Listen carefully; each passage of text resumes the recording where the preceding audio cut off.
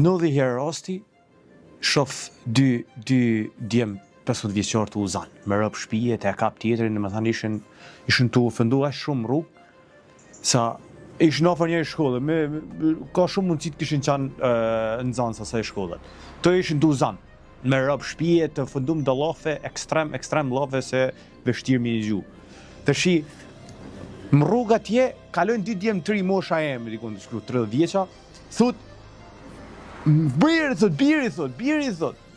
thot, i ashtu rob, thot, Biri. Tashi, unë i thash aty djeve që ishin makinë, thash ndaloni pak. I thash, ndaloni pak se ti më tham, e kisha hollën se ti jap pak një mesazh ti në dyqysh, e kupton, ti marr këto djemve ti tham, këto 15 vjeçarshin ty zan, ti tham diçka pozitive, ti tham që nuk ka kjo që ndëbo, mundova. Tash me ato djem që hiken, ato nuk mpriten po hiken. Tashi, nëse doni me ditë se kush është armiku kryesor i shoqërisë tonë, janë ato klyshat që kanë qenë në makinë. Janë ato majmunat, janë ato klyshat që kanë qenë në makinë, se kur e shohin diçka edhe nuk e mojnë opinionin për me dalë. Janë po që ato klysha që ai fryjnë fëmijët e tuj për me marr ai shoku i klasës më afut më thik shoku i klasës vet.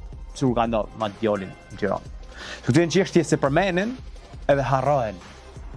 Nëse doni me ditë se kush është armiku i rinisë shqiptare, janë ato klishat, ato deshtok që rrinë edhe opinioni tino e thojnë negativ, negative për ndam shoqërisë. Këto janë ato deshtok që doni me ditë. Nuk janë, nëse më gjojnë mu ose nëse më gjojnë tipat si puna mentalitetin tem, do keni vetëm paqe këtu. Vetëm paqe do keni këtu. Gjani?